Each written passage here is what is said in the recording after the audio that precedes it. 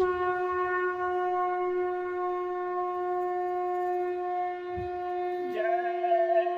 गुरुदेव। जय गुरुदेव। जय गुरुदेव। जय गुरुदेव।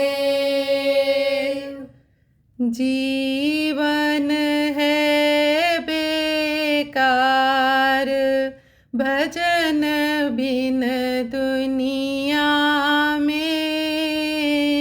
जीवन है बेकार, भजन बिन दुनिया में। बड़े भाग्य से नर तन पाया, बड़े भाग्य से नर तन पाया। इसमें भी गुरु गुण नहीं गाया, इसमें भी गुरु गुण नहीं गाया। किया न गुरु से प्यार, भजन बिन दुनिया में। किया न गुरु से प्यार, भजन बिन दुनिया में। माया ने तुझको बहकाया, माया ने तुझको बहकाया। संग चले ना तेरी काया, संग चले ना तेरी काया। क्यों बनता होशियार, भजन बिन दुनिया में। क्यों बनता होशियार, भजन बिन दुनिया में। धन दौलत और महल खजाने, धन दौलत और महल खजाने। इनको मूरख अपना माने, इनको मूरख अपना माने। तू जाएगा हाथ पसार, भजन बिन दुनिया में। तू जाएगा हाथ पसार, भजन बिन दुनिया में। क्या लेकर तू आया जग में, क्या लेकर तू आया जग में। क्या लेकर तू जाएगा संग में। क्या लेकर तू जाएगा संग में। रे मति मंद गवार, भजन बिन दुनिया में। रे मति मंद गवार, भजन बिन दुनिया में। जब यमदूत लेने को आवे, जब यमदूत लेने को आवे। रो रो करके तू चिल्लाए, रो रो करके तू चिल्लाए।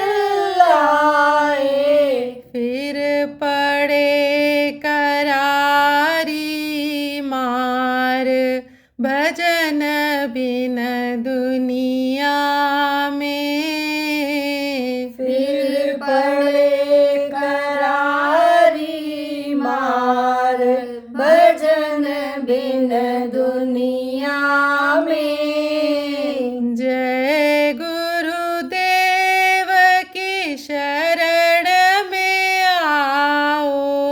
जय गुरुदेव की शरण में आओ। अपना जीवन सफल बनाओ। अपना जीवन सफल बनाओ। तब होवे उद्धार भजन संग दुनिया में। तब होवे उद्धार भजन संग दुनिया में। जीवन है बेकार भजन बिन दुनिया में। जीवन है बेकार भजन बिन दुनिया में। जय गुरुदेव। जय गुरुदेव।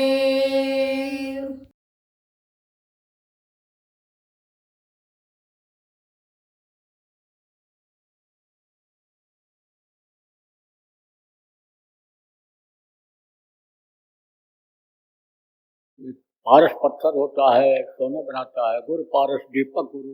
गुरु जो होते हैं रास्ता दिखाते हैं।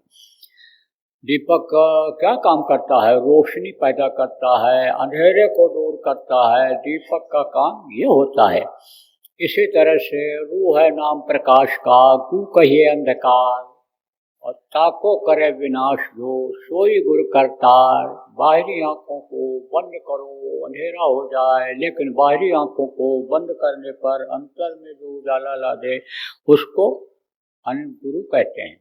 समर्थ गुरु वही होता है कि बाहर से आंख बंद किया और अंदर में आपके समझो उजाला प्रकट हो गया, तो वही समर्थ गुरु होता है।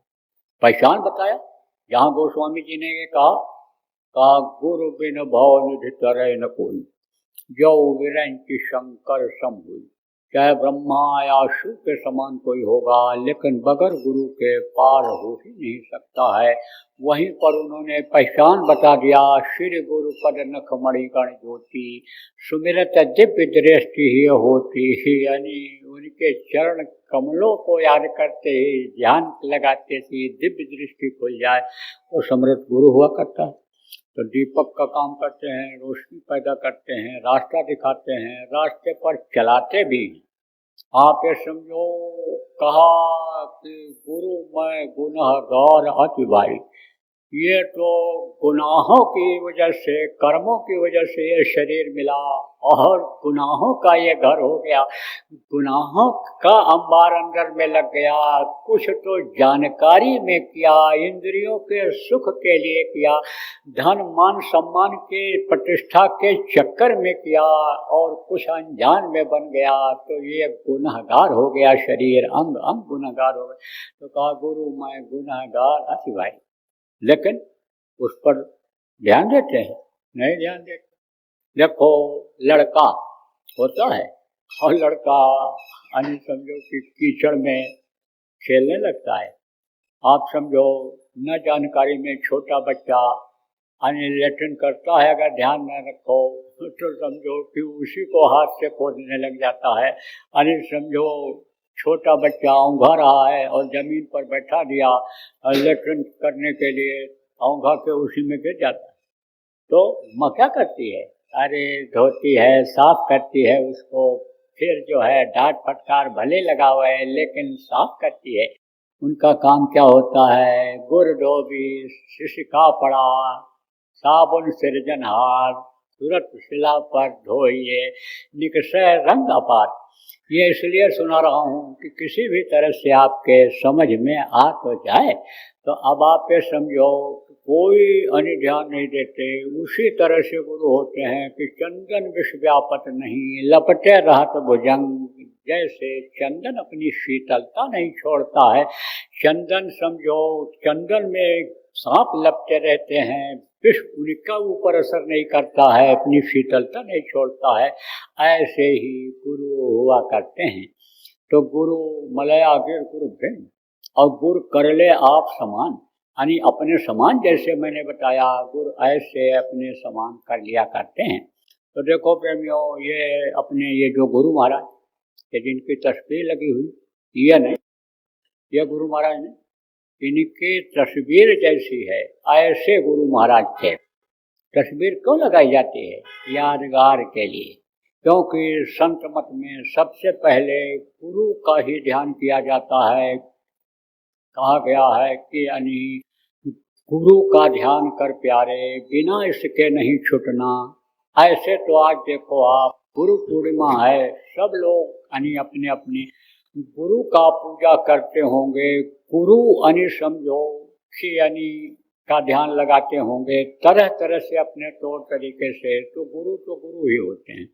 मास्टर तो चाहे 5 दर्जे का हो, चाहे 8 दर्जे का हो, चाहे 12 दर्जे का हो, मास्टर ही होता है, गुरु ही होता है। तो गुरु तो सब एक जैसे होते हैं, लेकिन ये कहा गया कि गुरु गुरु सब एक हैं।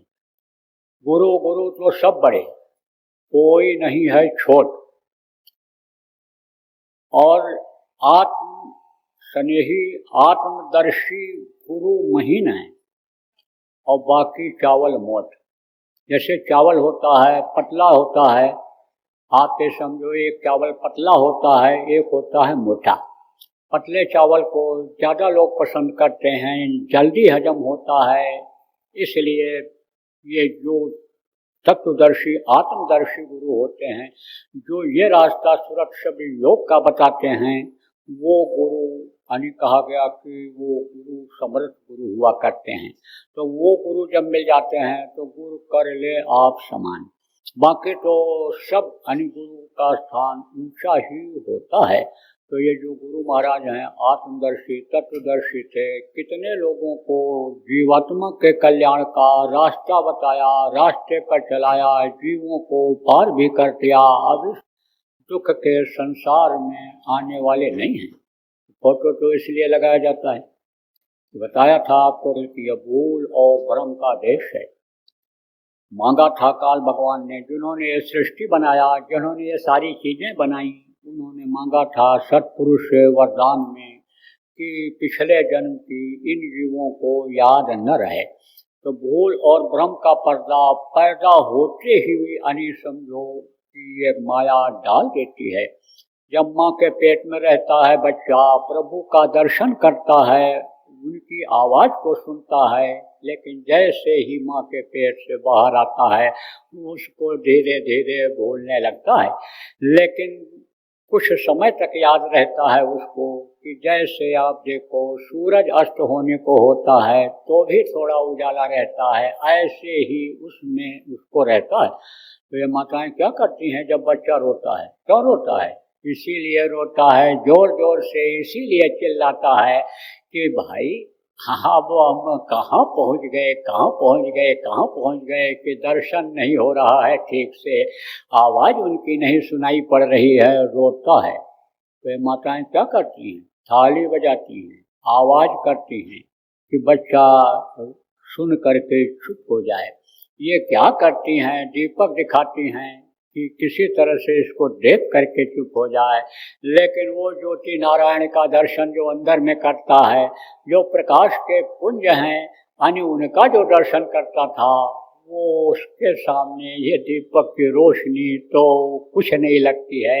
वो जो यानी घन घमंड गर्जय घन घोरा, वो जो हमेशा आवाज़ होती रहती है, मधुर मधुर गर्जय घन घोरा, आप ये समझो वो जो होता था आवाज़, बाजें यानी समझो कि मृदंग अनुपा, तो वो आवाज़ जो जिसका वर्णन संतों ने किया, वो आवाज़ जो उसको सुनाई पड़ रही थी, वो तो थाली की आवाज़ में, बर्तन की आवाज़ में यानी मालूम नहीं पड़ती है।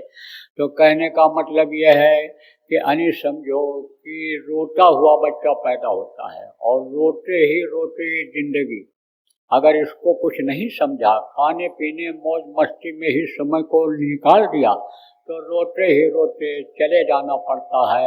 न कुछ लेकर आदमी आता है, न कुछ लेकर जाता है। कहाँ जाना, क्या लेकर तू आया जग में, क्या लेकर तू जाएगा। सोच समझ ले रे मन मूर्ख, आखिर में पछताएगा। आखिर में कोई चीज कोई ले गया, कोई नहीं ले गया।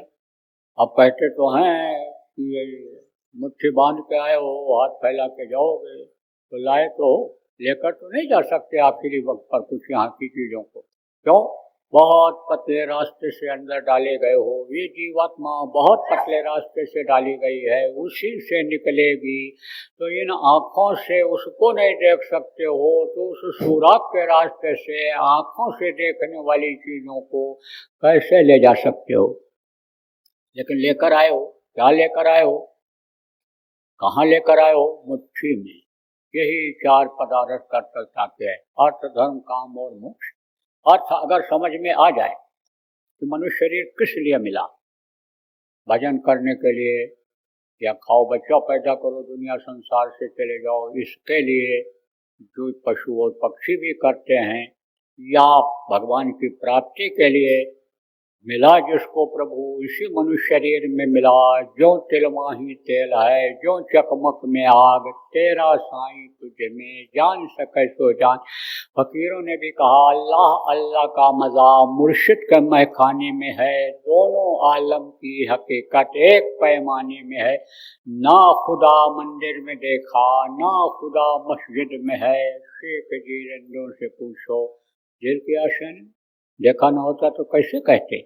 तो इसके लिए मिला कि अंतर में दर्शन करो, अंतर में उसको बिठाओ, हमेशा उसको सामने रखो।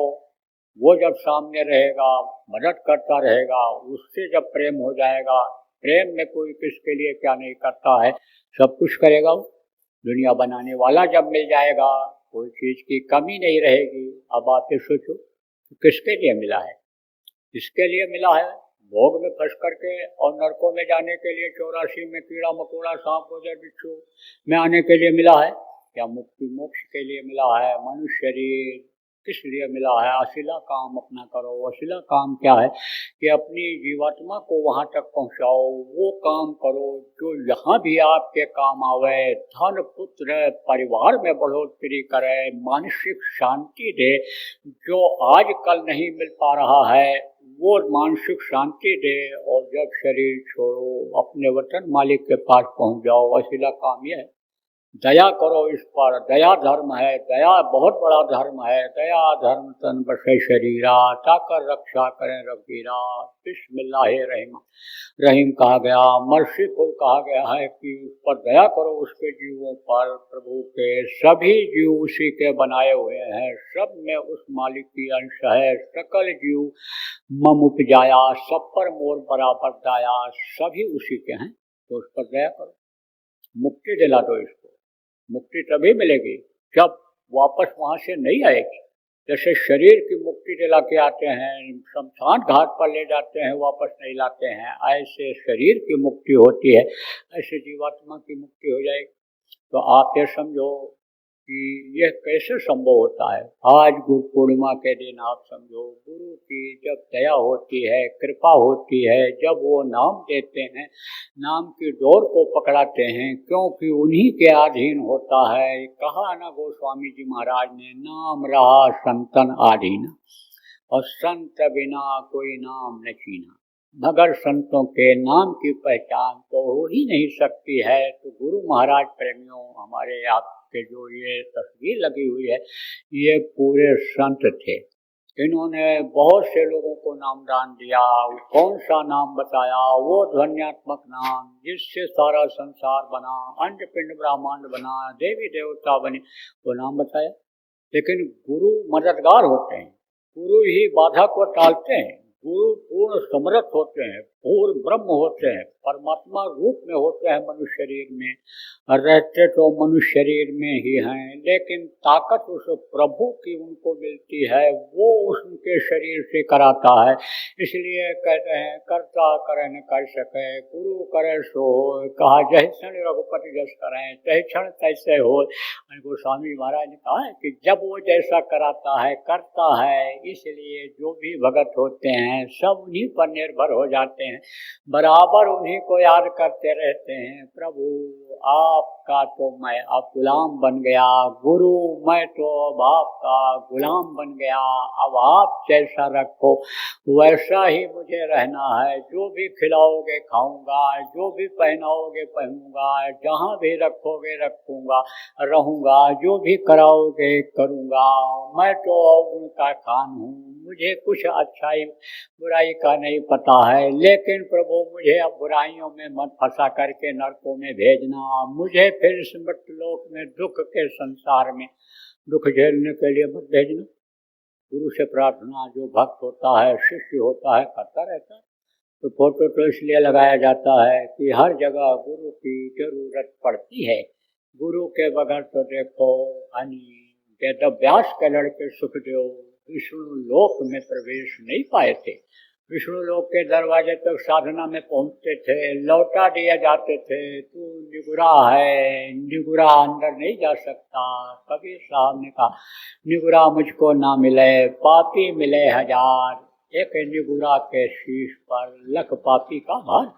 तो कहते हैं तुम्हारे ऊपर पाप का भार है, तुम अंदर नहीं जा सकते हो। मजबूरन उन्होंने ना आनी समझो जनक जी को गुरु बनाया था, इच्छा नहीं थी उनकी, लेकिन उस समय के त्रिकालदर्शी वही थे। वेद अभ्यास उनको भेजे, बड़े मुश्किल से भी पहुंचे थे। तो बगैर गुरु के तो कोई एक कदम आगे बढ़ ही नहीं सकता, न तो दुनिया का कोई ज्ञान ले सकता है, यानी आप ये समझो न कुछ सीख सकता है, न कोई यानी परमार्थ का काम कर सकता है, न कोई बगैर गुरु के स्वार्थ का ही काम कर सकता है। चाहे अच्छा काम हो बुरा काम हो, सबके गुरु होते हैं। बुरे लोग बुराई ही सिखाते हैं, अच्छे जो होते हैं अच्छा ही सिखाते हैं।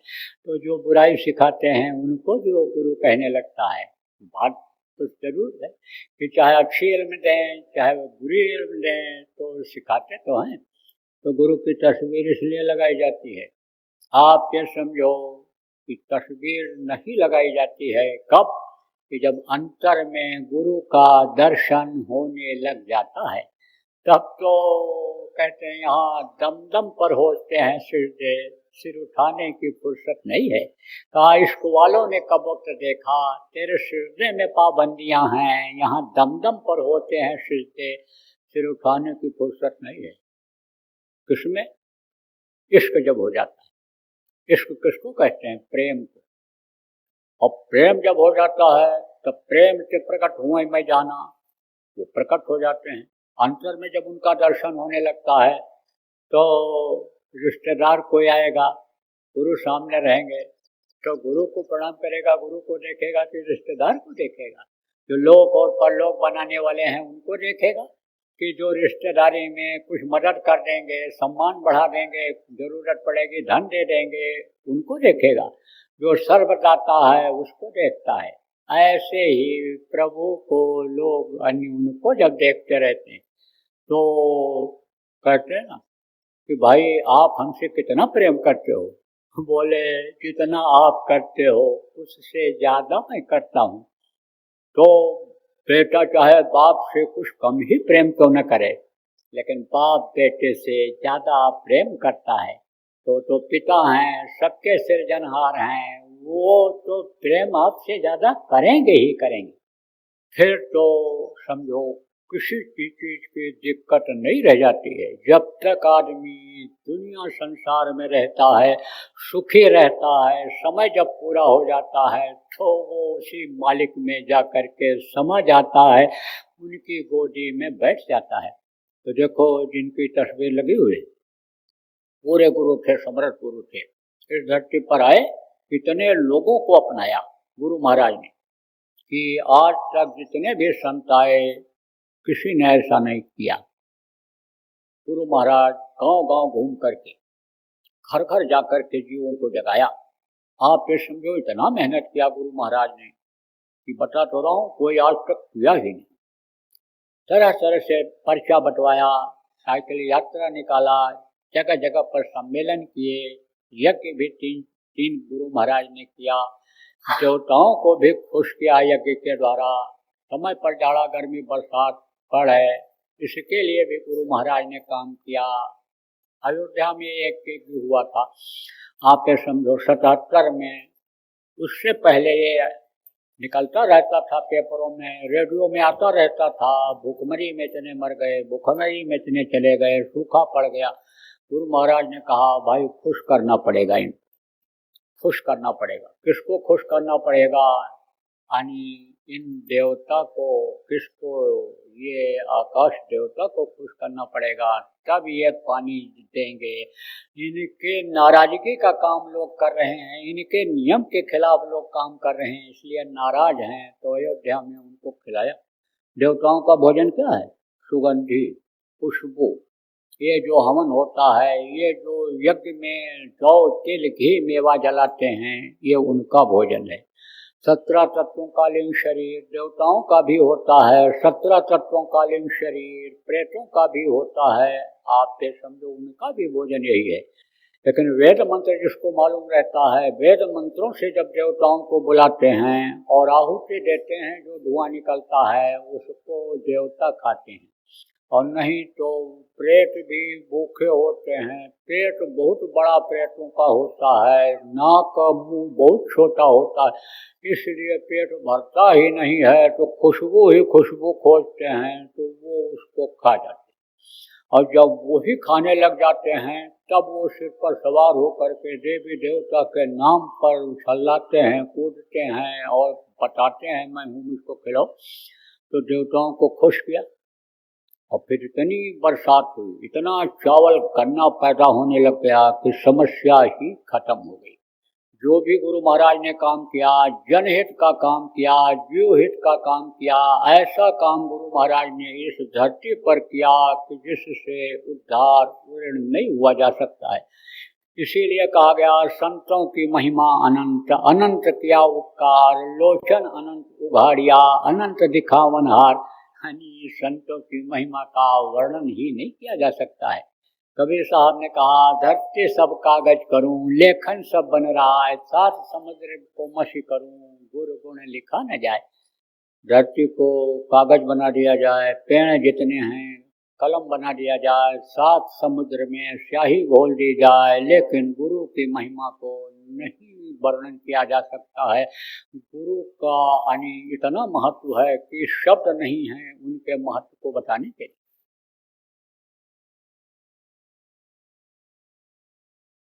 और देखो प्रेमियों, गुरु पूजा में सबकी पूजा है और गुरु समान कोई न दो दूजा है। ये गुरु पूर्णिमा आ रही है, सब लोग अपने अपने गुरु को याद करेंगे, पूजा करेंगे, उनके बताए रास्ते पर चलने का संकल्प बनाएंगे। तो अपने लोगों के लिए, हम लोगों के लिए, आप लोगों के लिए, सबके लिए एक अच्छा मौका है कि एक जगह इकट्ठा होकर के गुरु का पूजा किया जाए, गुरु का ध्यान किया जाए, भजन किया जाए, गुरु से दया मांग करके अंदर में कुछ प्राप्त किया जाए। तो जयपुर में गुरु पूर्णिमा होगी, गुरु महाराज की दया रहेगी, स्वास्थ्य ठीक रहेगा हमारा और व्यवस्था में कोई बाधा नहीं आई, प्रकृति ने साथ दिया। तो वहाँ पर 3 दिन का गुरु पूर्णिमा का कार्यक्रम होगा। 19 तारीख को भी सत्संग होगा, 20 को होगा, 21 को सुबह भी होगा और पूजन सुबह होगा 21 को। तो उसकी आप लोग करो तैयारी, आप यहाँ से आ जाओ। ज़्यादा दूर नहीं है जयपुर, बस कर लो या ट्रेन का साधन हो या सरकारी बसें चलती हैं, आपकी अपनी गाड़ियाँ हैं, उसमें भी आप चाहो परिवार वालों को बैठा लो और जो नए लोग नामदानी हैं आपके मिलने जुलने वाले हैं उनको भी आप ला सकते हो। तो आप लोग तैयारी करो और आओ। बोलो जय गुरुदेव। जय गुरुदेव। सरकारी व गैर सरकारी अनुदान के लिए बिना सत्संगियों के सहयोग द्वारा जनहित के कार्यों में लगी हुई बाबा जय गुरुदेव धर्म विकास संस्था का मुख्यालय पिंगलेश्वर रेलवे स्टेशन के सामने मक्सी रोड, उज्जैन, मध्य प्रदेश में है। यहाँ पर सत्संग व नामदान का कार्यक्रम होता रहता है। अतः आप श्रोताओं से अनुरोध है कि बाबा उमाकांत जी महाराज के आश्रम उज्जैन एक बार परिवार सहित जरूर पधारिएगा। आपके सुझाव के लिए व्हाट्सएप नंबर 9575600700। जय गुरुदेव।